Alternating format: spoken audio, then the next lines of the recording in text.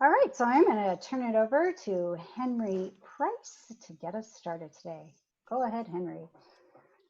Good evening, everyone. Thank you for attending tonight's forum for the contested primary nomination for the district attorney seat of the 18th Judicial District. That consists of Arapahoe, Douglas, Lincoln, and Elbert counties.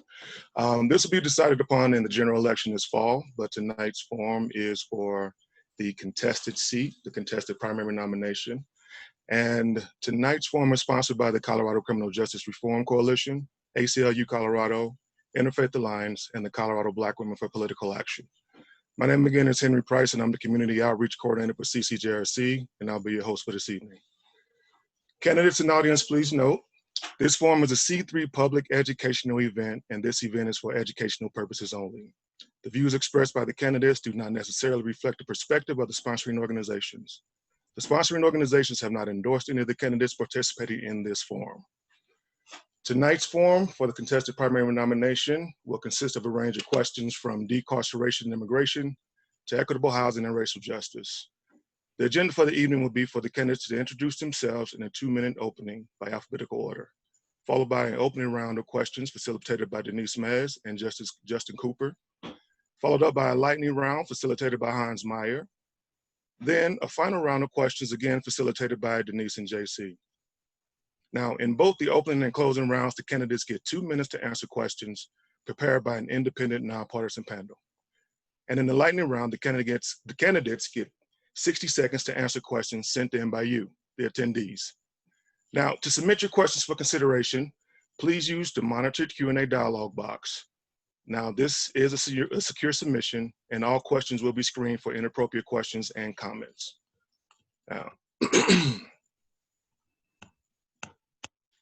this program is being live streamed on Facebook, and a recording will be applied to everyone who registered through the Zoom link, and also posted on the co-host Facebook page. I would like to introduce you to Amy Patton and Matt Molero, the candidates for tonight's forum. Mr. Molero, you have 2 minutes. Please begin. Thank you very much, and I appreciate you all putting this together. It's a very important race, and I appreciate the opportunity to address everybody. My name is Matt Millar, and I am running to be the next district attorney in the 18th Judicial District. I've been a public servant and prosecutor for more than 22 years, and I've dedicated more than 14 years of that time to this jurisdiction. In recent weeks, especially since the George Floyd murder, we've had an especially bright light being shined on the criminal justice system, and rightly so. What we look at now and what we see going forward is accountability at the forefront. What we look at now and what we see forward is to find a way that we can actually heal our communities as opposed to trying to prosecute our way out of the problems that exist in those communities. I've been a prosecutor, as I said, for many years now. For more than 2 decades, I've been involved in what we would call potentially traditional prosecution. I know from my experience that there is no way to arrest, there is no way to prosecute, and there is no way to sentence ourselves to a lasting public safety. When we look at our community, when we try to figure out how we can actually achieve public safety, how we can actually achieve justice and equity, not just in our system, but in our community, we know that most of those answers lie before the criminal justice system. So as much as I want to talk about what we would do in the community and what we can do in our schools and what we can do with programs and housing, I do want to make sure that we're also talking about what we do within the criminal justice system. And when we talk about what we do within the criminal justice system, we need to talk about very clear things like bail reform. Before actual comprehensive legislation is passed, we can internally deal with bail reform with a new philosophy and a new vision. We need to also deal with, and I've got 10 seconds left, we also need to deal with many other issues with respect to systemic bias and racism, and I will deal with those questions tonight if they're asked of me, and I will do my best to make sure that you recognize why I'm the best candidate for district attorney. Thank you. Thank you, Mr. Molero. Ms. Patton, you have 2 minutes. Please begin. Great, thank you. My name is Amy Patton, and I'm also running to be the district attorney for the 18th Judicial District. I've been an attorney for over 25 years, and I spent close to 14 years of that at different levels of the State Attorney General's office, the U.S. Attorney's office, and in another DA's office. What really inspired me to become a prosecutor at a young, when I was a young lawyer, was when I clerked for a federal district judge in Washington, D.C. in the mid-90s during the crack cocaine epidemic. And at that point in time, the federal sentencing guidelines were mandatory. And they treated crack cocaine offenses in a very different way than they treated regular cocaine, powder cocaine offenses. And for a third strike for crack cocaine, the mandatory sentence was life. And we would have young men appear before the judge and be there on a third crack cocaine sentence, and they were typically young Black men. And again, the mandatory sentence was life, and the judge just said, I'm not going to do this anymore. And so he asked me to help him write an opinion declaring the sentencing guidelines unconstitutional. And that really stuck with me very early on as to, back then, how inequitable our criminal justice system was. And eventually Congress changed the sentencing guidelines so they're no longer mandatory. There's still certain mandatory minimums, and the guidelines themselves aren't mandatory. But that's affected my view of the criminal justice system from day one. And I've been very passionate about criminal justice reform for many years now, not just in light of recent events, but recent events make it clear how important this race is, how important that we elect a district attorney who is committed to true criminal justice reform, how we are going to address our state's over-incarceration problem, how we're going to address these inequities that are being experienced every day by defendants in our criminal justice system. And it is critically important, again, that we get a true reformer in this seat, and I do believe I'm the best candidate to do that. So thank you so much for having me. Thank you, Mrs. Patton. I'd like to turn the next portion of our program over to Mrs. Mays and Mr. Cooper. Excellent and good afternoon, candidates, and thank you for your opening statements. My name is Justin Cooper. I am joined by my esteemed colleague, Denise Meyer, who will be co-moderating this next portion of the candidate forum for you. You'll be asked a series of 6 questions alternated between Denise and myself, in which you will have 2 minutes to answer each question. Please note that we will have a hard stop in reference to your answer question phase in courtesy and respect to our audience. So we will begin in alphabetical order by last name. All right, so the first question will go to Ms. Patton, considering that Mr. Molero was our opening in reference to the opening statement. So Ms. Patton, the first question for you and Mr. Molero, but you answering first, is how do you think Colorado can reduce the Department of Corrections budget, which is likely to be over $1 billion in this upcoming fiscal year for the first time in state history?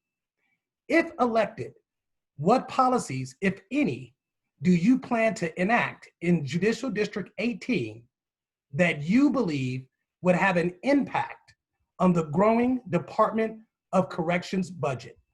Ms. Patton, you have 2 minutes to answer the question. Thanks, and that's a very important question. So the primary way to reduce the Department of Corrections budget is to reduce the number of inmates that we have in the Department of Corrections. And a primary way to do this is by having a robust diversion programs in the 18th Judicial District. That's what I did most recently when I worked at another district attorney's office, is I set up and run, I established from the ground up an adult diversion program. So we would take individuals who are charged with felony offenses, so these are serious offenses. They would have likely been facing a Department of Corrections sentence had they been convicted. But rather than having them plead guilty or go to trial and serve a sentence, we would put them in our program and we would connect them with resources. So we might connect them with mental health resources, with substance abuse counseling, whatever their underlying needs were. And then they would have to take steps to repair the harm that they've done to their society. So they may have to do a letter of apology to a victim. They may have to do community service. And then they'd have to check in with me every week and stay out of trouble. But if they successfully complete the program, then we would dismiss the charges outright. They could go back and seal their arrest records. They're not saddled with the baggage of a felony conviction for the rest of their lives. So that would be a immediate way to start reducing the population within the Department of Corrections. But the other great things about these programs is they have a much higher success rate than sending one to the Department of Corrections. Our record with our Department of Corrections right now is pretty bad. I mean, the recidivism rate is about 50%. And just think about that. Someone goes to the Department of Corrections, They serve their time, they serve their debt to society, and they come back out, and because we're not giving them the resources that they need, they've got a 50% chance of reoffending and going back into the system. Whereas with diversion programs, those programs are about 85 to 90% successful. And so the recidivism rate is very much lower, and it's very unlikely that those individuals who successfully complete a program like that are going to commit another crime. Ms. Patton, you yield. Thank you so much, Ms. Patton, for that answer. Our next is Mr. Molero. Mr. Molero, as a courtesy to you, would you like for me to repeat the question, or do you feel confident moving forward? I think I'm okay. Thank you, sir. Excellent. 2 minutes. It is an important question, and I think where we start, frankly, is with filing practices. I mean, we need to decide how many crimes we actually have to charge in this mandatory world. So we need to decrease to eliminate mandatory crime sentences or charging decisions. We need to decrease to eliminate habitual criminal filings, which ultimately lead to some level of compromise, which I believe is an unjust use of leverage that ends up with people in prison and for extraordinary amounts of time that are actually disproportionate to the crimes they commit now, and it's based on their previous sentences. So ultimately, yes, we need to decrease the amount of folks we are sending to prison, but we also need to decrease the time that we're sending them there for. This actually came up in a previous debate, and Ms. Meyer has actually pointed that out to the candidates, that we do have sentences that last too long. And that's also as a result of the things I just mentioned, the types of crimes that we're charging and the types of sentence enhancers that we're charging. Yes, diversion programs are a very important part of this, and so are problem-solving courts. We have a very robust diversion program in the district attorney's office. I plan on also implementing a mental health diversion program to make sure that those people with mental health issues that really are part of the problem that we're dealing with, that we must deal with those mental health issues, avoid them from being pre-sentence incarcerated and also post-sentence incarcerated. We need to keep people in the community to get them the treatment and services they need. We also need to focus on shortening sentences by bringing people out with good reentry programs. By doing that, again, we reduce the need for Department of Corrections budgets that are ballooning each and every year. What I also think we need to pay close attention to is beefing up our problem-solving courts. Even if a case is not necessarily right for diversion for a variety of reasons, problem-solving courts are a great way to deal with cases before actually sending somebody to prison and in lieu of sending people to prison. That is something we've seen work. It's something that's actually reduced prison numbers in this judicial district over the last several years. Excellent. Thank you, Mr. Molero, for providing that answer. We will now move to the next question. Ms. Myers. Thank you, Justin, and thank you both, Ms. Patton and Mr. Molero, for being here this afternoon. My question is going to be in the immigration space. What, if any, formal policies will you adopt regarding the consideration of immigration consequences for non-citizen defendants in plea negotiations and sentencing recommendations, and U visa protections for crime survivors and or witnesses? And we will start with Mr. Molero. Thank you, ma'am. So there are several facets to this issue that I think are really important, and they will be documented. They will actually be written policies in my jurisdiction. So what we do right now is most prosecutors are educated on what equal protection looks like. So what that essentially means is that when we deal with one offender, they should receive similar treatment, equitable treatment to another offender. What that's been and I'm saying alleged offender, what that's looked like over the many years is if you commit about the same crime, you get about the same kind of offer, plea agreement offer. What that doesn't look at is the actual result as it pertains to that in front of you. That, to me, is the huge element that is missing from the philosophy right now in most jurisdictions. So I believe we need to look at the effect on the individual in front of us, look at them holistically, and decide what that impact looks like to them. For example, crimes involving moral turpitude, CIMTs as they call them in prosecution, those crimes are such that even on a relatively low level, that crime will actually have a very huge impact on somebody with immigration or undocumented status or other immigration status issues. That is something we should be looking at as prosecutors to make a decision.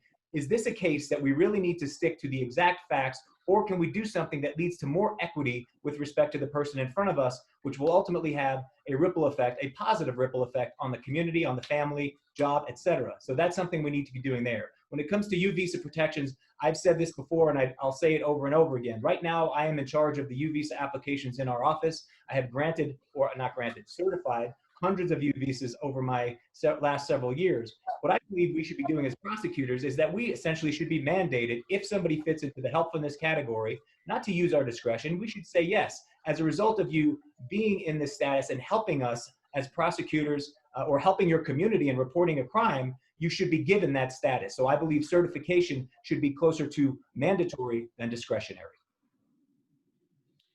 Thank you very much. Ms. Patton. Yeah, I think it is critically important that we consider things like collateral consequences when we're making decisions about charging and pleas and everything else. So a good way to address that is through things like my diversion program. So in a diversion program, because upon successful completion, the charges are dismissed and there is no felony conviction, that can be a manner in which someone without immigration status can, serve their debt to society again, and we can help them get their lives back on the right track without them fearing to be deported. But it's also critically important that people within our communities and within Aurora in particular, where I live, which is the most diverse community in our state, that people are comfortable coming forward if they are a victim of a crime or if they are a witness to a crime, regardless of their immigration status. Because right now I think people are scared and they're fearful of coming forward, and we need to reassure them that we're not gonna do ICE's job for them, that they can come forward, that they will be considered for U visa status if they are eligible for that. So one of the cases I tried in my most recent job was the victim did apply for U visa status and was granted that U visa status prior to the trial. Unfortunately, what happened during the trial is the defense attorneys alleged that she made up the whole thing in order to get the U visa protection. So would like to see some reforms in that area, so that while the defendant's right to fair trial can obviously be protected, that's not another deterrent for a victim of a crime to come forward, because it's very difficult for victims to come forward now, especially in my particular case. That victim was not an English speaker, and so it was very intimidating for her to get on the stand and be cross-examined, and while everything was being translated, and I think things got lost in translation in that case. So so those are all very important issues about immigration questions. Thank you both. Justin, turn it back over to you. You're muted, Justin. Thank you, Denise. I sincerely appreciate that. Sorry about that. This next question is in the category of bail, and we will be starting with Ms. Patton. And the question is, Colorado continued use of money bail policies contributes to mass incarceration and punishes presumptive innocent people who simply cannot afford to pay bail. If elected DA, what policies would you put in place to address the issue of money bail? Ms. Patton, you have 2 minutes, please. Thank you. We need to stop using money bail in instances where we have nonviolent offenders, and unless there's some sort of documented flight risk, which is going to be frankly very rare. It just begins a vicious cycle. If someone is arrested for a crime, and again, they've only been charged at that point, they haven't been found guilty, and they're waiting in jail for their court date, and if they can't post the bond, they're going to stay locked up, and they may lose their job, they may lose their home, they may lose their family. And it just ends up being a vicious cycle. I feel like we're running debtors' prisons, essentially. And it's a huge strain on our jail capacity. Particularly in Arapahoe County, we've got a big jail population, but it could be easily addressed by institution policies, just asking for bail in far fewer circumstances, and just not at all for nonviolent cases, unless there's some extenuating circumstances. And, we've seen actually this happen in response to COVID, where various jurisdictions, including the jurisdiction where I used to work, and also down in the 18th, where jails were able to reduce their populations by about 40% just by having fewer instances where people were held on a cash bail and instead were being released on a personal recognizance bond. So there's no reason why we can't do that moving forward. And it's, you know, again, critically important because it really disadvantages people of color and people who have inadequate resources. You know, many people in our community are living paycheck to paycheck, and they can't come up with thousands of dollars to post a bond if they're arrested. And again, they haven't been convicted of a crime, and so we should not be holding people in pretrial detention unless there is a need to do so. Ms. Patton, thank you. You yielded 5 more seconds. Is that your answer, final answer? Yes. Thank you. Mr. Molero, as an extended courtesy to you, would you like for me to repeat the question, or do you feel confident moving forward? I'm okay, thank you. Excellent, you have 2 minutes. So I believe if we look at the need for systemic reform, and if we look at what we know to be clear systemic racism, economic bias, all kinds of social impacts and social bias, we can look to the bail system right now and see a lot of where the problem is. So right now, again, I believe money bail, there's no place, frankly, for money in our criminal justice system. And when I say that, I don't say that tomorrow it can go away. I mean, without legislation that replaces that system with something else to also keep our community safe in limited circumstances, we can't just say no more money bail. But what I know we can do, and what I will do, and will be part of my policy going forward, is to really emphasize the need or the presumption of liberty on cases. So that is a presumption now, obviously, right? You're presumed to be innocent, and you're presumed to be at liberty unless something makes the judge, after charges are filed, probable cause is found, makes the judge concerned about public safety or victim safety or flight risk, things of that sort. But what we really need to make sure we're doing is focusing more in on what factors we are using to trigger our decisions on release. PR bonds, by and large, should be the answer, should be the default. We can definitely make sure that with PR bonds in certain conditions that people can remain at liberty, can remain with their families, and can remain in their jobs. That's what we need to do going forward. It will decrease some of the problems we're seeing. It will increase public safety. And what we also need to make sure we're looking at is to make sure that victims are protected. There are certain circumstances, and I've seen many over my years doing this, where, for example, a stalking case where somebody has been is destined to contact somebody and maybe do them harm, who even tells the police when they're being arrested that as soon as I get out, I am going to go do X. Now, I've seen that happen, and I've seen them carry out that threat, and I've seen them not carry out that threat. But those are the circumstances under which we really need to understand how we have to keep some people incarcerated for the protection of the community and protections of individual victims. Thank you, Mr. Molero.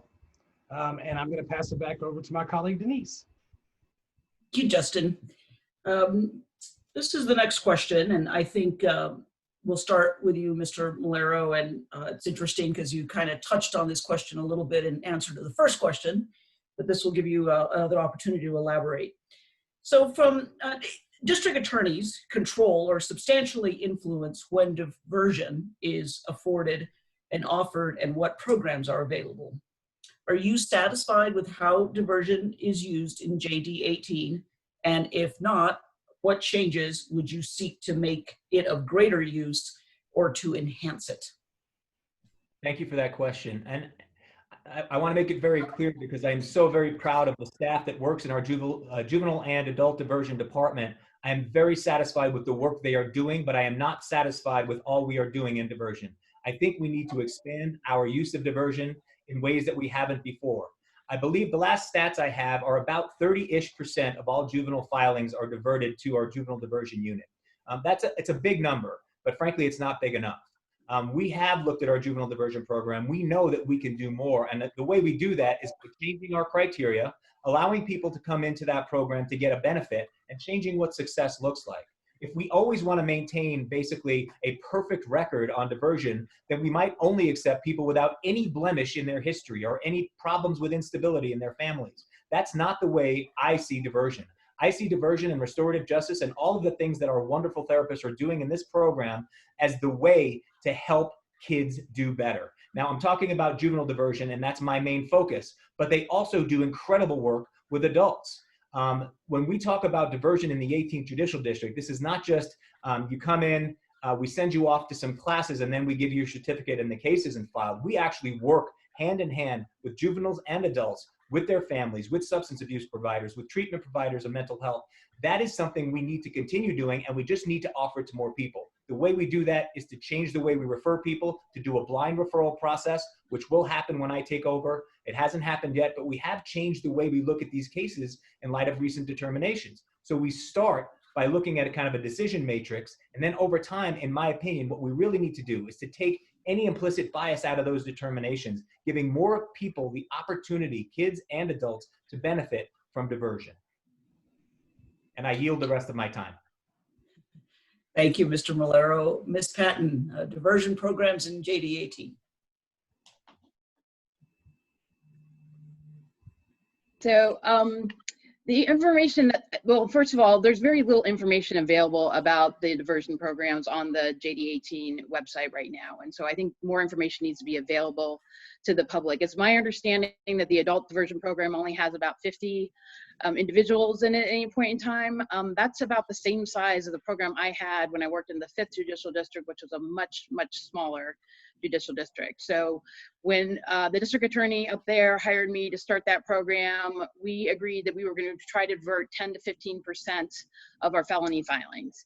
And, you know, it takes some education on the prosecutors, because we have, you know, people in the office who've been lifelong prosecutors, and they've always done things the same way. And they would say, well, what do you mean? This person stole $5,000. I'm not going to put them in diversion. They should go to the Department of Corrections. And I have to explain the, you know, the philosophy behind the program, why we were doing this, and then screen individuals for diversion. But when I first started the program, we did not have a coordinator. So I worked as a caseworker, and I actually personally myself screened the individuals coming in. And so I could see what needs they had, and, you know, work with them to the extent I could. And, you know, yeah, you're not going to get a perfect record. If you have a perfect record, you're not taking the right cases. You need to take cases sometimes on a gamble, and sometimes things don't work out, but you do the best that you can to get people back on track. So I believe that the diversion program down the 18th needs to be much larger. I am not familiar with what screening tools that they use. We had a publicly available, commercially available screening tool that we use that was used by other jurisdictions. But, you know, it's really important to develop that rapport with the individuals when you're screening them and coming in, because that really cements success later on, that they want to succeed, they want to have the tools to turn their lives around, and we need to give them all those tools. Thank you. Thank you both. Justin? Thank you. So this next question is in the category of healthcare. We will start with you, Ms. Patton. You will have 2 minutes. And the question is, if elected DA, what policies would you adopt in Judicial District 18 to address people charged with crimes solely or largely related to an underlying addiction or mental illness? You have 2 minutes, Ms. Patton. This is a primary area where we need to reform our criminal justice system, because too often we are criminalizing people with a mental health problem or people with a substance abuse problem. And again, diversion is a great way to identify those people, because we can connect them with the resources that they need. So again, rather than sitting in our jail, maybe not being able to post bond and not receiving much of any mental health treatments, we can connect them with resources within the community. And in my program, we had funds set aside in case individuals who you know, either didn't have health insurance or their health insurance didn't cover the treatment that they needed, we had funds available to do that. So I think those are all very important. The specialty courts are important as well, but to be honest, diversion is much cheaper than running a specialty court. And so to the extent we can increase diversion more, I think that is the best way to address as many people as we can. You know, to put someone in my diversion program, I would estimate it costs about $3,000 a year, maybe $4,000 a year. As we all know, to put someone in the Department of Corrections costs $35,000, $36,000, $37,000 a year. So, but the other thing we really need to do is do a better job of addressing these issues that arise in our schools, because that's really one key component to breaking the school to prison pipeline. You know, if we've got a kid who's misbehaving in school, we need to identify, you know, what's going on with that kid. Is the kid hungry? Does the kid have dyslexia and is frustrated because they're having trouble learning? Does the kid have a mental health problem? Is the kid using drugs? And what can we do to address that rather than putting the kid into the criminal justice system? What can we do on the front end to address those issues? And so, you know, something I did as a volunteer basis was I volunteered when I was a federal prosecutor for a program called GREAT, that we tried to teach kids anti-bullying techniques with in an evidence-based program that was shown later to reduce gang affiliation. Thank you, Ms. Patton. Mr. Molero, you have 2 minutes to answer the question. As an extended courtesy, would you like for me to repeat the question, or do you feel okay moving forward? No, thank you. I think I'm good. Thanks. Excellent. You have 2 minutes. Please proceed. Thank you. Yeah, we know right now that many in our jail and many in Department of Corrections are struggling with mental illness. And I think I've actually used a term that is not okay. I mean, we are dealing with folks that are trying to overcome, trying to cope with mental illness in an environment that is nearly impossible to accomplish that. So what we need to be doing is to deal with every possible way to divert people with mental health issues for whom there are not adequate services in jail or in prison or in the system at all, to divert them from our system. So I believe the mental health diversion program, the pilot program that exists by statute that's being offered in a couple of different places, including Boulder, is a great start. I know that when we get to some of the more intensive or profound mental health issues, those programs might be challenged to actually accomplish what is necessary, meaning we don't want somebody being just put out to go to a few classes and not really making sure that they have what they need to succeed further down the road. So this is basically a 6-month pilot program from my understanding, and we might need more time on certain types of cases, certain types of behaviors. But I do believe we need to use more our mental health programs. In the 18th Judicial District, we have pretrial and post-trial, so cases dealing with both mental health issues up front, keeping people in the community through the Navigator program, making sure they can stay out of custody, getting their mental health treatment as opposed to decompensating in the jail. That's a very strong program. We should put more money and more work into that program. We should also deal more with our other legislation, like the Bridges legislation, that deals with people who are going through competency screenings. We can do competency evaluations in the community and not just at the CMHP. So that's another step in the right direction to dealing with mental health issues as mental health issues and not criminal issues. Thank you, Mr. Molero. And I will turn it back over to my colleague, Denise. Thank you, Justin. This is the last of these planned questions. So I'm going to start with you, Mr. Molero. Assuming you believe that there are racial disparities in the criminal legal system, and that would include JD18, what, if any, specific policy changes would you make to lessen racial disparities of people accused of crime? Thank you. I do in fact believe, know that there are systemic racial, social, economic disparities that occur right here in the 18th Judicial District. We need to change the philosophy and the vision of the office. Frankly, we need to just do a 180 and start looking at cases, looking at the justice-involved individuals in front of us and dealing with those issues right there. Now, I believe, frankly, that it has to start with policing. I know that as the district attorney, I don't have a final say, or frankly, depending on the police agency, I might not have any say, but I can use the district attorney's office essentially as a bully pulpit to talk about policing, over-policing, and what kind of cases we are going to be filing and where they're going to be filed from. The use of the, for example, if we talk about Aurora, the use of the municipal courts in Aurora, and then the baggage or the labeling that comes from that leads to a disparate impact. It leads to more people being charged and sent to state court than would be in other neighborhoods or communities within our larger community, the 18th. So we need to talk about how we are policing. We need to talk about how also we are filing cases. That's going to be a very strong emphasis in my new administration starting day one. Our filing practices right now are essentially that we look at cases, we decide whether probable cause is there, or we can prove a case beyond a reasonable doubt, and we charge the case. We need to be making more informed and thoughtful decisions up front about what kind of services we can give to certain people based on this overall interest of justice. And right now, my feeling is we need to do a lot in the area of dealing with collateral consequences, dealing with our filing practices, and also dealing, as I talked about earlier, with bail reform. A lot of the systemic inequities are perpetuated by the traditional prosecution practices that I've talked about already tonight.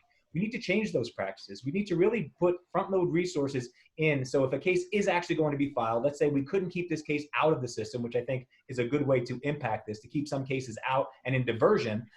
If we have to deal with those cases, let's look at them with a good eye, an educated eye, a seasoned eye, and a team to deal with those cases in the very first appearance court.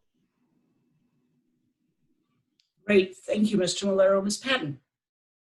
So I know that inequities exist within our criminal justice system and definitely within the 18th Judicial District. And the implicit bias and explicit bias, frankly, that it affects every step of the prosecution process. So we need to take a hard look at data. We need to take a look at charging decisions. We need to take a look at what pleas were offered. We need to take a look at what sentences were recommended, what cases were taken to trial. And we need to share those results because the public has a right to know what's going on in our criminal justice system. And so I've already been talking to at least one outside consultant that would come in and do a review similar to what Beth McCann did in the Denver DA's office and look at that data and look at it, how it breaks down by race and by gender and other ethnicity, other factors. And then let's identify exactly where the problems are and then do what we need to do to address them. So those are all critically important. I think Senate Bill 217 it takes a step forward as far as the law enforcement portion of that, and it's a good step forward. But honestly, we need to do more than that. So, and we know these things exist if we just look at the Department of Corrections sentences for the last quarter of 2019.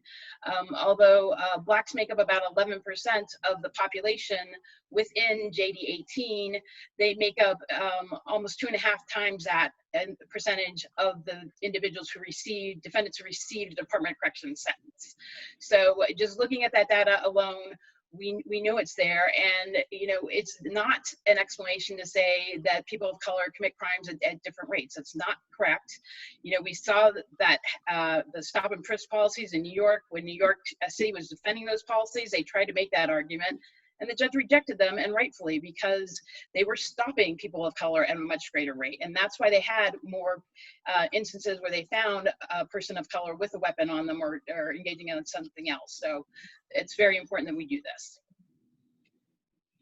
Thank you both. Do I turn it over to Henry now to start off the rapid fire questions, or you, JC? I could kick us off. I guess we just go to Hans, right? Let's just go to Hans. He's gonna do some fire off some rapid yes/no questions. I'll let him take it from here. Viewers, for those who are listening, that concludes our opening question section of the forum. We're now going to pass it to our next section of the forum, which is an organized lightning round questions that will pass to our facilitator, Hans Meyer. Hans. Good afternoon, everybody. Mr. Molero, Ms. Patton, good afternoon. Good afternoon. Hopefully you guys can hear me okay. What we contemplated here in the lightning round section is a series of 10 questions where we're hoping that your answer will be a firm yes, no, a maybe, or a pass. If you need to contextualize, I'd ask maybe for a sentence because our goal is to sort of get through these topics to open up for participant questions after this. So we'll go ahead and start off with the first question. And for this first question, Mr. Millar, I'll go to you first, and then Ms. Patton to you second. Colorado's habitual criminal statute eliminates judicial discretion and requires mandatory prison sentences of 300 to 400% above the normal maximum sentencing range. Would you commit to reform the habitual criminal statute to both lower those mandatory sentences and narrow the circumstances where that habitual criminal statute may be used? Mr. Millar. Yes, I would. Ms. Patton? Yes, I would as well. And Ms. Patton, we'll start with you for question 2. In Colorado, the statute known as the 2 prior felony rule gives prosecutors the sole power to determine whether a person can be probation eligible for certain third felony I'm offense. like trying to give them advice and I haven't even seen the questions. Sorry, you guys, we were gonna ask if you could I please. told them. Rebecca, I Sorry, think you might be unmuted. if you could please mute. Yeah. Thank All right. Let's start that one over. Can you guys still hear me? Yes. We'll go with it spontaneous. Okay, question number 2. In Colorado, the statute known as the 2 prior felony rule gives prosecutors the sole power to determine when a person can be probation eligible for a third felony offense. Would you commit to the elimination of the 2 prior felony rule so that judges, not prosecutors, have the power to determine whether probation is appropriate in a particular case? Ms. Patton. Yes, I would. Mr. Molero. Yes, I would. Judges need to be able to use their discretion. Question number 3. Would you commit to the reduction of the felony murder statute from an F1 offense to an F2 offense? Mr. Molero. Yes, I would. Ms. Patton. Yes, I would. Question number 4. As provided in state law, would you commit to a formal policy that develops criteria to encourage law enforcement officers to issue a summons in lieu of warrant for misdemeanors and low-level felonies? Yes, I would. Mr. Molero? I would. All right, question number 5. And this, I think, would be you first, Mr. Molero. Will you commit to a formal policy not to revoke offers for plea bargains in circumstances where a defendant exercises his or her right to a preliminary hearing? Yes. Okay, thank you, Mr. Molero. Ms. Patton? Yes. Question number 6. Will you adopt a formal policy to direct prosecutors to favorably consider avoiding immigration consequences in certain cases during plea negotiations? Ms. Patton? Yes. Mr. Molero? Yes. Next question.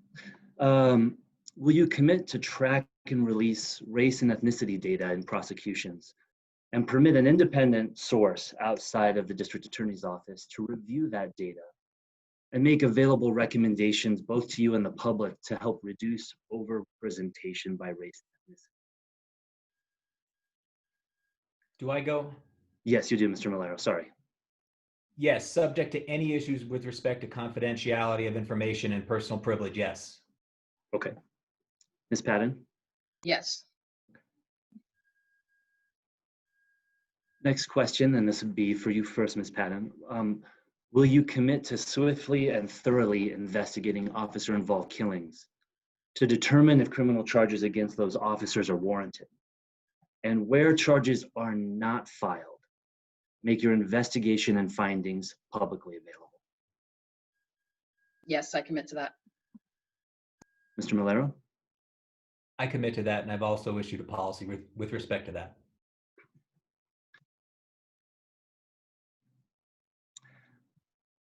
Next question, this would be for Mr. Molero. First, would you commit to a policy to decline to prosecute or divert most, if not all, misdemeanor drug possession cases? Yes. Ms. Patton? Yes. Last question.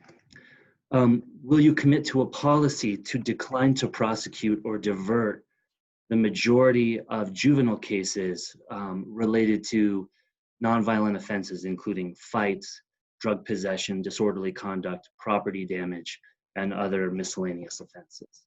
Ms. Patton? Yes, I would. Mr. Molero? Yes.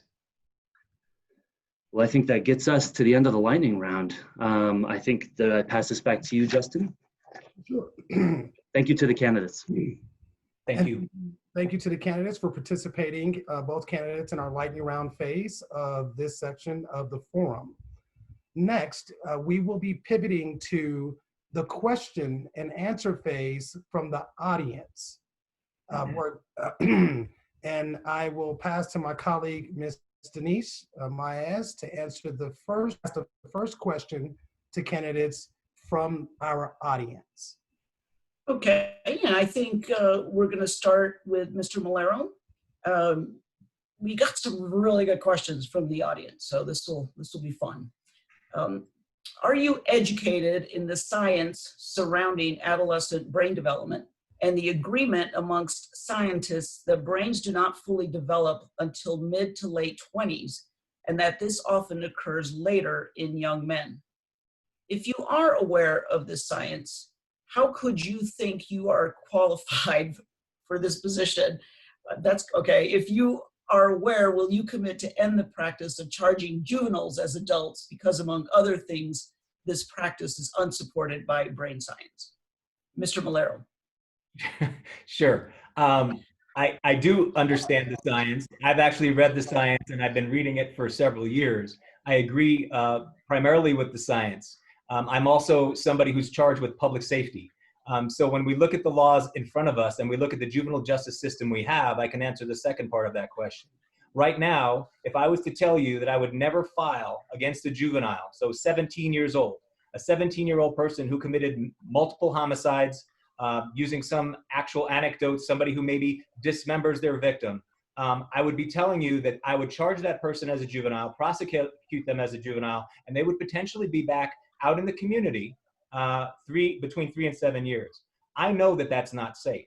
And I know right now that if the juvenile justice system was different, if it had certain types of a little bit more robust types of sentence ranges and also treatment ability, then I would be in a different place. But knowing what I know about the juvenile justice system right now, yes, I have taken a position that in some circumstances, again, I'm talking about class 1 felonies, murders and things like that, and sexual violence. I know that those types of issues are difficult. They are needing treatment. Yes, the juvenile that commits such an act, even at the age of 17, needs treatment. But our system right now, juvenile justice system, cannot deal with some of those cases. So I believe that going to an adult filing practice, yet seeking a juvenile/adult sentence on those cases is probably the only way to keep our community safe. So understanding the premise of the question, I don't disagree with it. I agree with most of the science, although I've seen it argued in some ways too far. But understanding that, I still have an obligation to keep our community safe. And I think that's my answer. Thank you. Thank you, Mr. Molero. Let's go to you, Ms. Patton. Yes, I am familiar with that science, and I often cite it during the past few forums that we had. I'm actually a scientist by trade. I was a chemistry major, then went off to law school. But in any event, so we know that the human brain is not fully developed until 25, probably at the earliest. And it's always been my view that if we have a child that commits a serious crime, that's on us as a society. We have failed that child, and the answer is not charging that child as an adult. So, I think there do need to be reforms to our juvenile justice system to address where we have instances of more violent behavior by kids. But I don't think charging them as kids is the right answer, and I don't think that's going to make our community safer at the end of the day. We do, as a criminal justice system in general, we do a really lousy job at preventing crime. We really need to get better at looking on the front end and trying to divert resources from prosecution to preventing crime in the first place, and in particular with kids. And so, work harder to break the school to prison pipeline, work harder to prevent kids from getting involved in gangs. And as I alluded to earlier, that's some volunteer work I did when I was a federal prosecutor, is working for this great program where we would go into classrooms with a uniformed police officer and a probation officer, and we would do this evidence-based program with the kids, and they would do skits, they would do puzzles. Sometimes I would work one-on-one with one of the kids with learning disabilities, but we teach kids anti-bullying techniques, we teach them personal safety, we try to reinforce a positive relationship with law enforcement. And again, these programs, and we have it in rural public schools as well, these programs have been shown to reduce gang affiliation and violence further on down the line later in the kids' lives, and we need to do more of that as a society. Thank you both. Justin, want to read the next one? Absolutely. And thank you. This next voter question will start with you, Ms. Patton, and you'll have 2 minutes to answer the question.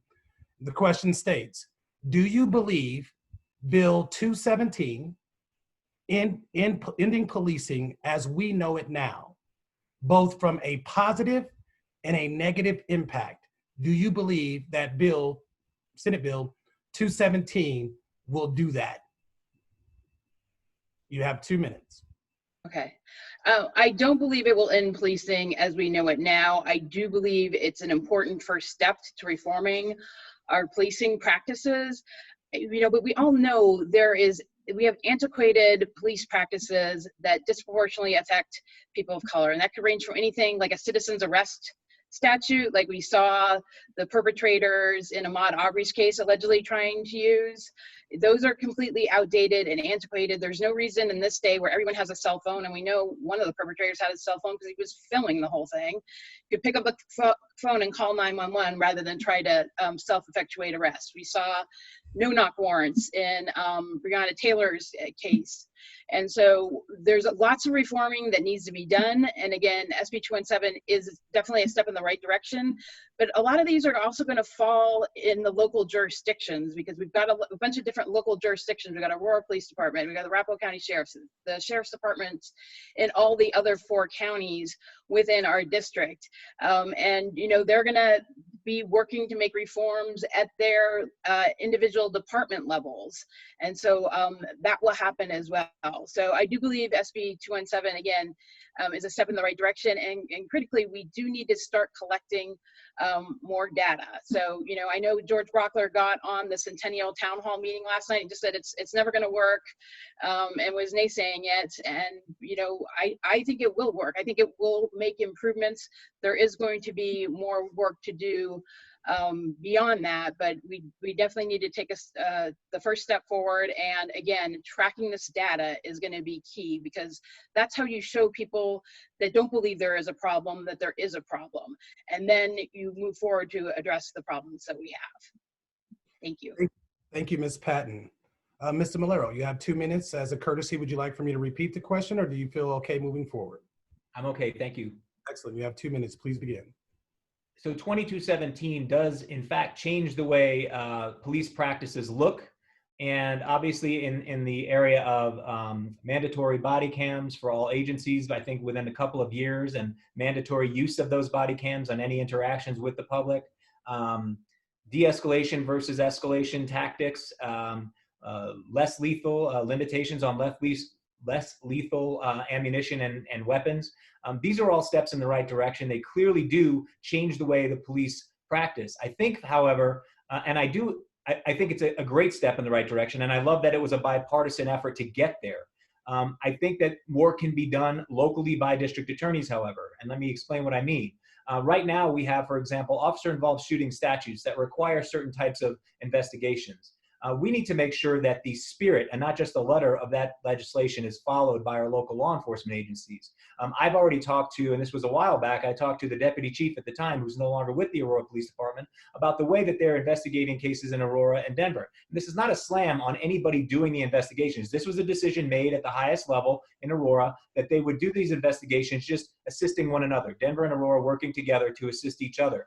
The problem with that is that ultimately the agency involved in the shooting is actually investigating themselves. Now, I'm not necessarily going to say that every time that happens that they're going to do the wrong thing, but it creates a level of objectivity issue that you don't want to have in those investigations. So my plan that's on my website talks about police accountability. And again, I understand it's just the beginning, but we need to be working on more accountability. And what that really means to me is showing the public when these interactions happen, showing them body cams, or talking about it from an investigative standpoint, even when somebody's injured by a police officer. We all know that most of those cases where officers might have to go hands-on might just be justified. But I think as a community, we should see more of that and make sure that the community knows that we're looking at that. I think that is going to change police culture and prosecution culture going forward. Mr. Molero, I'll pass it now to my colleague, Ms. Denise. Thank you. I've been going through these great questions and try to pick up some good ones here. So we'll start with you, Mr. Molero, and tell us what your position is on the calls to defund the police? So when I first heard defund, I started thinking in my head, what does that mean? Because I know depending on where you are in the country right now, defund might mean dismantle, disfund might mean reallocating resources from one place to another. I think calls to defund are justified, rational, and I think what we really need to do is look at them realistically. I do believe that a reallocation of resources in all of our police agencies makes sense. I know, as most people do, that there are some neighborhoods that are quote unquote over-policed. Again, I want to make it clear, these are decisions and policies that are made at the top. I think we can change the way we do policing in our communities, and we can reallocate resources to real community development as opposed to community enforcement, so to speak. I know the way we use, for example, no-knock warrants, the way we use some of our SWAT gear and our SWAT tactics, I think they're overused. I think they lead to potentially dangerous situations in our community. So I really do think we need to change the way we're looking at those issues. I do believe that ultimately the police agencies working hand in hand with the district attorney's office can find, and not just the district attorney's office, all of the stakeholders in the community can find ways to better police and can also find ways to rebuild trust in the community. I think that does come from a defunding of certain parts of the police force and their strategies, and a reallocation of those funds to different parts in a city, municipality, or county. And I yield the rest of my time. Thank you. Ms. Patton.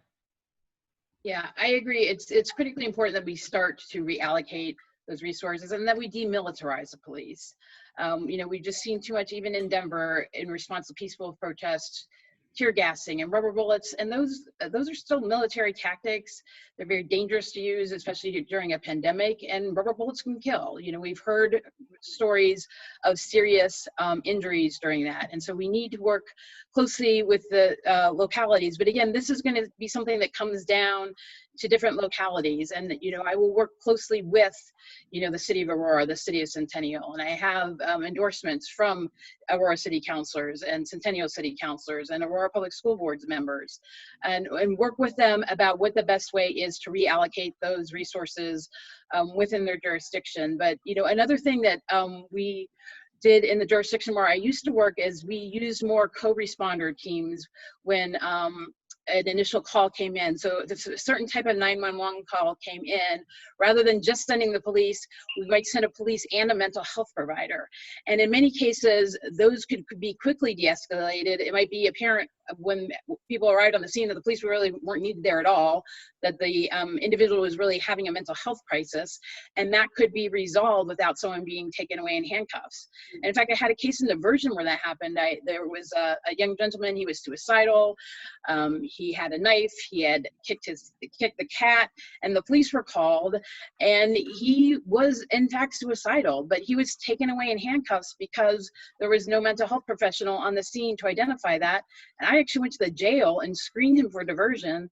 He had tears running down his face, and I, got in front of the judge the next day because I said, we got to get this guy out of the jail. He's having a mental health crisis. He's not getting the treatment he needs. I have treatment lined up for him on the outside. We're going to take him in diversion, and we were able to get him out of that situation very quickly and really help him get back on the right track. Thank you both. Justin. Yes. Okay. So this next voter question, we will start with you, Ms. Patton, and you will have 2 minutes to answer this question. The question reads, do you favor decriminalizing some offenses? Which offenses, if you do, which offenses would you try to decriminalize? You have 2 minutes. Yes, I do. I mean, obviously this would be up to the state legislature, but one thing off the top of my head is consensual sex work, I think should be decriminalized. I think that's not something where we need to be interfering with the criminal justice system. And I do, agree with, we've decriminalized marijuana already. We've reduced a lot of the possession offenses, or all the possession offenses, from a felony to a misdemeanor, and I think that's a step in the right direction. So I think it's really important. That's another important component to addressing our over-incarceration problem, is that some things that have been criminal in the past don't that's not necessarily in line with society's norms right now. Again, that's something that would need a legislative fix, but I would support those legislative fixes. And I yield the rest of my time. Thank you. Mr. Molero, would you like for me to repeat the question, or do you feel okay moving forward? I'm okay, thank you. You have 2 minutes. So I do believe there are places that we can decriminalize, and I think those really, some of them fall into a place of where I believe public health is more implicated than the criminal justice system. Like when we're talking about addiction, I mean, frankly, I've always been of the mind that we over-prosecute addicts. I don't believe there's any need to charge somebody with possession and bring them into the criminal justice system. Or, again, we have now reduced those to misdemeanors primarily or in large part. I think that's a step in the right direction. But I'm not sure what, if any help, the criminal justice system is doing except to mandate treatment, which, again, that's important. But I would like to see something as an alternative to criminal justice, right? I'd like to see somebody who does use or have an addiction problem able to get those resources and able to get them funded by the state, able to get directed to those resources so they're not left on their own. So as much as I want to decriminalize pretty much all use offenses or possession offenses, I do want to make sure that there's something there for them so they're not just left to float. So I think decriminalization of drugs is the first step. I do agree that decriminalization of sex work is important as well. I also have a caveat to that as well. I do worry, and some of this is based on a little bit of a lack of education into the depths of this problem, but I do worry that I know right now that being stigmatized and being prosecuted for prostitution is a huge risk, and it's worse, frankly, than some of the other results that people are concerned about happening, right? People are concerned that other types of violent behavior might occur. But what I worry about now is that people are disincentivized to report violence, right? Because it is a crime. So if a female sex worker is victimized, assaulted, abused, what have you, they're not necessarily and probably likely not going to come forward and talk to the police about that. So that concerns me greatly. And I think for that purpose, I do believe and agree with decriminalizing that. Also, something that I've always agreed with that I believe is going to be law if it's not already is decriminalizing cases involving victims of human trafficking, which is not the same, obviously, as sex work, but that's all I got. Thanks. Thank you, Mr. Molero. I will now pass it back to my colleague, Denise. One of the issues that comes up a lot at the legislature is trying to do something with sex offenders. And I would like to know whether or not you agree that indeterminate sentences for those who have committed a sexual offense need to be changed. And whether your answer is yes or no, I'd like to understand why. Mr. Molero. Thank you very much. I believe there's certain types of cases when it comes to sex offenses and sex offender sentencing. Obviously, we have certain sex offenses are determinate, F5s and lower. F4s and higher are indeterminate, potentially, depending on the nature of the case. I do believe that we should not have indeterminate sentencing just to have it, and just based on science that might indicate that they need, meaning sex offenders, need more time, more supervision, et cetera. But I do recognize that there are certain problems when it comes to rehabilitation treatment for sex offenses. So I do believe there should be some new level of determinate sentencing for certain types of sex offenses. When I think about types, one of the examples I would say is a sex offense pattern of conduct by somebody, potentially by somebody in a position of trust.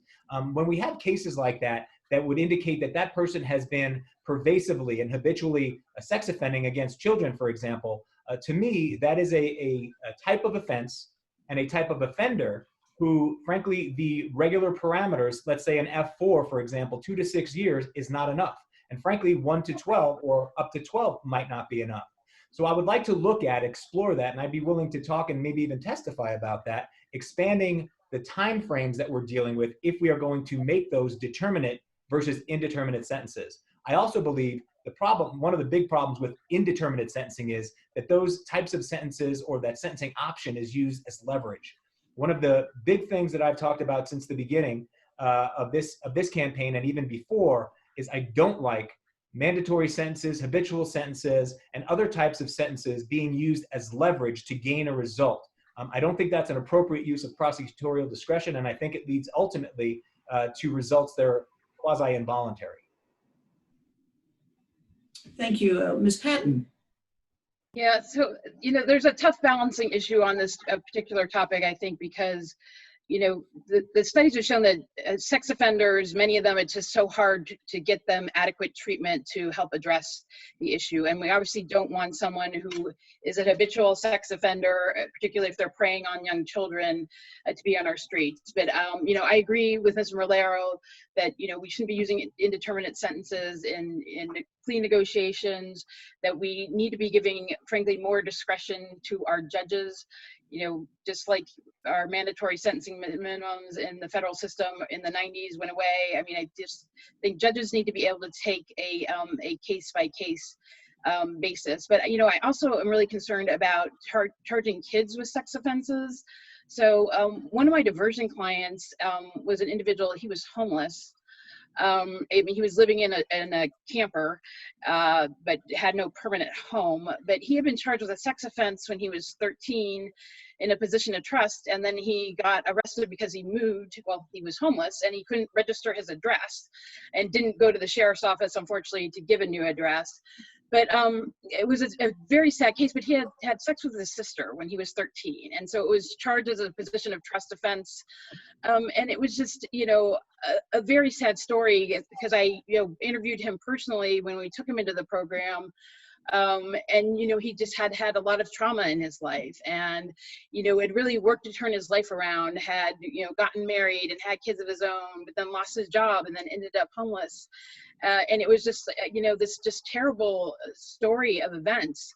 And to see him, and, he had managed to reestablish a relationship with the sister, but, we just really need to take a closer look at how we're dealing with these types of cases, because, it's really important, but we do have to do everything in our power to keep our kids safe. Thank you very much. Justin, and it looks like if we have this correct, this might be your last question, Justin, and then I'm going to ask one more is what we're hearing here, because we're actually a little ahead of schedule, although we can, after your question, Justin, after mine, then we'll do closing. I think that's where we are. Okay. Does that make sense to you, JC? Yes, it does, and thank you for okay. Thank you to both candidates again, and we're nearing the end of this phase, like Ms. Meyer has highlighted. And so this next audience question, Ms. Patton, we will start with you. You will have 2 minutes to answer this question. And the question states, many district attorneys are English speaking only, which could lead to barriers around cultural differences and potentially lead often to unnecessary charges for the larger immigrant community, i.e. language can be lost in translation, literally translating to many going to jail. If elected district attorney, how will you form a relationship with communities that are non-English speaking? You have 2 minutes to answer the question. That's a great question. And again, this is critically important in Aurora, where we have such a thriving immigrant community and so many different languages spoken. So, that actually, I had those circumstances occur quite often in my diversion program in the 5th Judicial District. There was a large Hispanic immigrant community up there, and many of them did not speak English as their first language or English at all. And so we would always have a translator available and make sure that they were fully explained. And we had all our documents written in Spanish as well to help facilitate that. But, I think there's several things that we need to do. First of all, we need to be in the community more. And part of what I've been doing as I've been campaigning is having these community conversations. Unfortunately, we're doing it virtually. I wish we were actually doing it in the community, but with different components of our community. I also will have a community outreach office that will be involved in the community and be reaching out with community leaders and hearing about them, from them, what their needs are, what they're seeing. And then also, it's just really important to recruit more deputy district attorneys that look like our community. So recruiting more attorneys of color is another thing that'll be critically important going forward. But there is lots of things lost in translation, and just to talk about that case that I tried with the woman who had the U visa. When she was on the stand, I just felt like it was a sexual touching case, and she said that she at first thought the man touching her was a ghost. And, you know, I think that was a construct of where she grew up and something, but the jurors got to ask questions of her directly and just, you know, really had struggled with believing her after she said that. And I did just feel like so much got lost in translation. So we need to do a better job of treating, you know, our victims who don't speak English as a first language and have different customs. Thank you, treating them fair. It is expired. Sorry. We have to go to you, Mr. Molero. I want you to have 2 minutes to answer this question. I want to use you the courtesy of, would you like for me to repeat the question or would you like to move forward? This is the one time I'm going to ask to repeat it if you don't mind. Not a problem. And the courtesy of repeating the question for you, Mr. Molero, and the audience. The question from the audience reads, many district attorneys are English speaking only, which potentially leads to barriers and cultural barriers and differences, and also can lead to unnecessary charging for the larger immigrant community. If elected district attorney for Judicial District 18, how will you form relationships with communities that are non-English speaking? You have 2 minutes to answer the question. Thank you very much. So I believe community engagement is a critical piece of this. And I can tell you that in the 18th Judicial District, we haven't done enough of that. We have, in some circumstances, especially when it comes to Aurora, we respond, we take part in meetings in Aurora, but we generally respond either in a regularly scheduled meeting capacity or when there's a crisis. We need to be in the community, and I've already dedicated that I will, on day one or very soon after day one, set up an office within the, first in Aurora, because it is our biggest, most diverse city, set up an office of community engagement there. And that's not just an office that deals with you know, investigation of crimes and only there, people are only there when something happens in the community. It's something that is going to be a staple, a permanent resident from the district attorney's office, or residents plural, from the district attorney's office in the community, so that we're there in times of happiness, in times of normalcy, and also in times of crisis. We need to be a part of our community. That's it. There's no other way around it. Right now, we are not enough a part of our community. What I've done is I've talked to a lot of people about this. I've met with people. I recently met with 2 different newspapers in the Aurora Korean community. I've got an interview coming up on the Spanish-speaking radio station next week, or actually later this week. We have to communicate to the larger community. We need to be there for the community. I do believe, and I've seen this in many years doing this, that translation problems happen, and they do sometimes lead to a misreporting or misunderstanding of reporting, or statements that are actually misunderstood entirely. And one time, a long time ago, I found out during a trial that the colloquial term was being used differently or being interpreted differently, and it changed the nature of that statement dramatically. So yes, I believe the first concern of the listener or watcher is valid, and the second part is really just done by an immersion in the community, working with our partners in the community. And that is your time. Thank you, Mr. Molero. I'll now put it back to my colleague, Denise. Yeah, and this will be the last question, and then we'll have you wrap up. What, if anything, will you do to check the power of the police in your district and make sure cases like Elijah McClain's do not get pushed to the wayside? And I do recognize that this case was not in the 18th Judicial. We'll start with you, Mr. Molero. Thank you. I think one of the huge problems we have in criminal justice is this kind of a siloed approach. Even though we all work together in this community of criminal justice, all of the stakeholders work together, there is not enough interaction on things other than the actual case before us between people or organizations like the district attorney's office and the police. So I believe, frankly, the first step, and I've got a policy very clearly stating most of this on my website, mattmolero.com, we talk about how we have to reach out and agree that the culture needs to be changed. The first step is understanding that, yes, systemic racism exists. Yes, there are some problems with excessive force. Recognizing these things exist, which I believe, frankly, that the interim chief has recognized, and now deciding how are we going to change culture? How are we going to change as a criminal justice society, community, to connect back with our community, build trust, build accountability? We do that through talking. We do that through changing the way we practice on the street. But more importantly, when necessary, we do that with rapid and thorough investigations of officer-involved conduct. We need to adhere to the critical incident team model that I have in the 18th Judicial District, but all agencies need to be involved. As I mentioned before, there's one big one, the Aurora Police Department, that doesn't adhere to that. And they're objective to the extent they can be, but I really believe that we need more people looking at these cases, which gives the district attorney more confidence in the objectivity and the thoroughness of that investigation. And it also gives us an understanding earlier in the case where we're going, so that we can actually release information to our community. One of the issues that I've had, and I spoke at a town hall, and I believe you were actually there, Ms. Myers, is this release of information and how quick can we release it and what kind of ethical constraints do we have? We need to be able to release that sooner. And the way we do that is by having thorough and immediate investigations. Ms. Patton.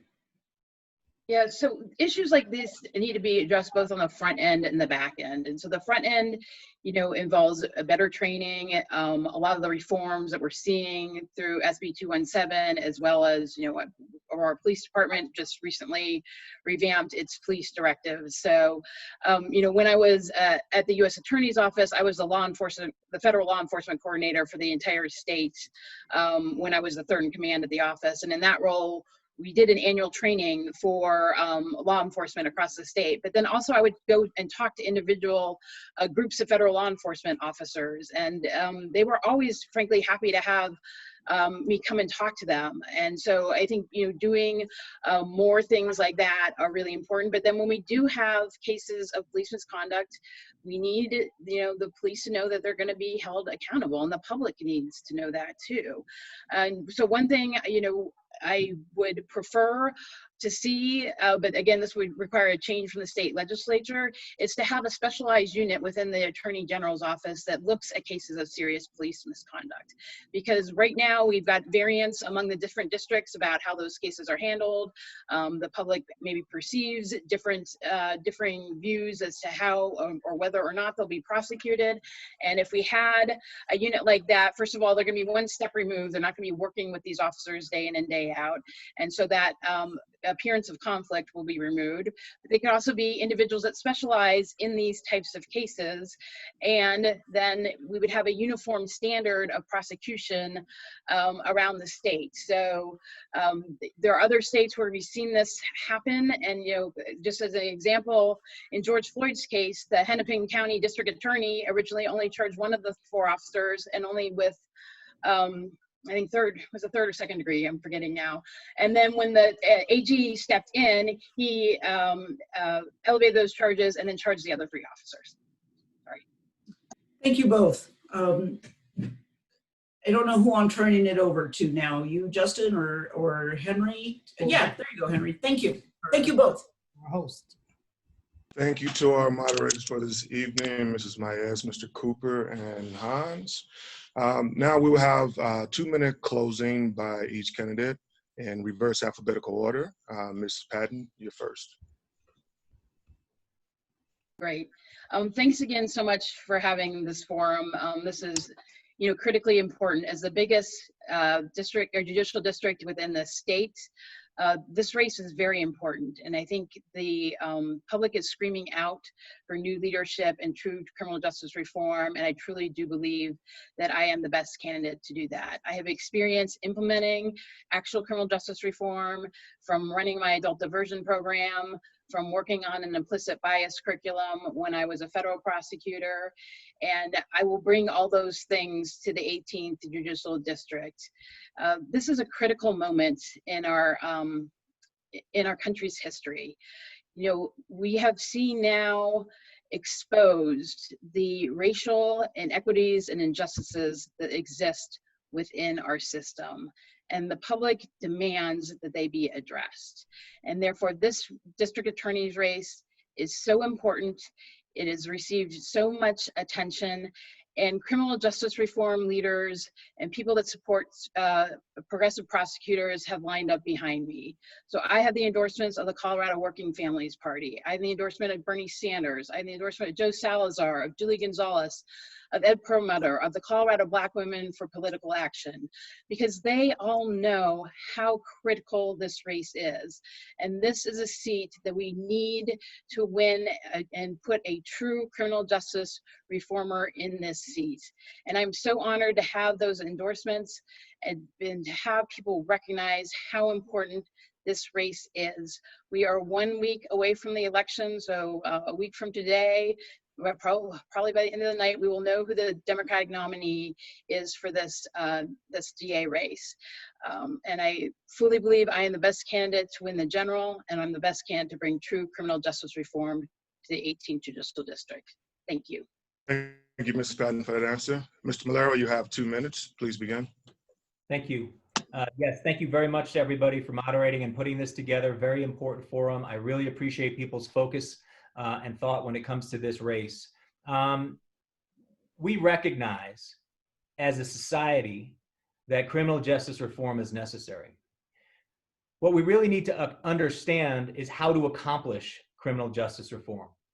We need to make sure that when we're talking about criminal justice reform, we're talking about everybody in the system. We're talking about victims, we're talking about alleged offenders, everybody who is justice involved. And we're also taking into account the community. As we go forward, as we actually try to impact public safety in a positive way, we have to recognize that we cannot prosecute, we cannot charge, we cannot sentence our way out of this situation, nor should we. With the right thought, with the right policies, with the right practices, the 18th Judicial District is in a uniquely situated place to change criminal justice reform throughout the state. When it comes to endorsements, when it comes to politics, I'm not a politician. I don't believe, aside from actually running for office, that the district attorney's office should be a political place. The endorsements that I've gotten have been very much connected to criminal justice, very much connected to gun violence prevention, connected to victim services. These are the people that work in the system. These are the people that I've worked with who have a progressive vision to change the way we do things in the 18th Judicial District, which will be contagious to the extent it's not existing in other jurisdictions. We need to make sure that we are taking all of these things into account as we systemically reform the criminal justice system. We need to deal with bail reform, we need to deal with diversion and increase numbers and also decrease disparity when it comes to sentencing and other factors. I am the most qualified and uniquely situated person to accomplish those things in the 18th Judicial District, both in the primary and in the general. Thank you, Mr. Molero. Thank you again, everyone, for attending this C3 public education event co-hosted by the Colorado Criminal Justice Reform Coalition, ACLU Colorado, Interfaith Alliance, and the Colorado Black Women for Political Action. I would also like to thank our participants, Amy Patton and Matt Molero. Again, tonight's event is for educational purposes only. The views expressed by the candidates do not necessarily reflect the perspective of the sponsoring organizations, and the sponsoring organizations have not endorsed any of the candidates participating in this forum. If you would like more information on the candidates from tonight, we encourage you to visit their campaign websites. Also, please be aware that the ballots for the upcoming primary have been mailed, and the primary election in Colorado closes at 7 p.m. June 30th. If you or someone you know has not registered to vote, please visit the Colorado Secretary of State's website to complete your registration. On a personal note, as a formerly incarcerated person, it was my honor to host this event. It's important for our upcoming DA elections, and as one who has been, of many who have been legally oppressed, it is encouraging to not only witness, but to be a part of the reintegration of those of us who were formerly incarcerated. Last year, legislation was changed in Colorado to allow those who are currently serving their term of parole to register to vote and vote. I currently, in my role with CCJRC, work to register those men to get them on the rolls to vote. If you or anyone you know who is justice involved has any questions about your eligibility to vote, please visit www.votingwithconviction.org. And again, to those of you who are FIP and in attendance, thank you. We hear you, we see you, and I encourage you to continue to keep making your concerns known. I look forward to seeing you all in the general election forum, and good night. Great, thank you. Thank you.